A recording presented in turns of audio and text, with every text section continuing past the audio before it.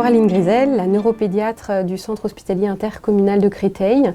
Je suis coordinatrice du centre de compétences de neurofibromatose de type 1 et donc j'accueille et je reçois des enfants porteurs ou pas, parce que parfois on ne sait pas.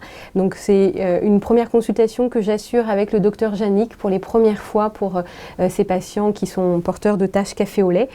Docteur Jannick est dermatologue au centre de référence à Henri Mondor et on voit ensemble ces patients.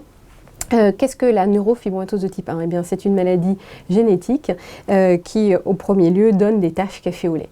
Il y a parfois des taches café au lait qui ne sont pas assez nombreuses et pour celles-ci, on écarte la maladie et puis quand elles sont en nombre et surtout en quantité et en taille suffisante, on peut évoquer cette maladie. Cette maladie, c'est un diagnostic clinique, donc il n'y a pas de test particulier qu'on va faire, qu'on va réaliser.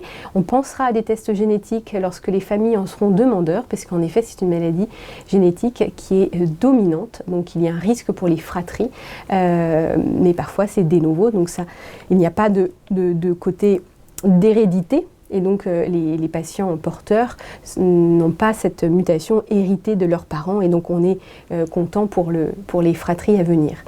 Cette maladie peut toucher tous les organes, donc c'est ça que nous suivons au centre de compétences. De façon annuelle, je propose un suivi avec une consultation, un examen et puis on suit attentivement les apprentissages pour les enfants, leur concentration, leur comportement qui peuvent être impactés dans cette maladie. Et ensuite, quand ils deviennent un peu plus grands, ce suivi il est organisé toujours avec le docteur Jannick, dermatologue au CHIC, une transition qui se fait à partir de 15-16 ans, où ces enfants seront vus plus par moi, mais par le docteur Jannick, et puis au CHIC. Et puis à leurs 18 ans, à la majorité, eh bien, ce sera dans le service adulte du centre de référence de l'hôpital Mondor, à quelques mètres du centre hospitalier intercommunal de Créteil. Tout se fait à Créteil. Donc nous n'organisons pas avec le docteur Jannick de bilan annuel des examens systématiques, excepté l'examen ophtalmologique jusqu'aux 10 ans de l'enfant. On fait ça systématiquement. Et puis ensuite, au cas par cas, on fait des examens particuliers.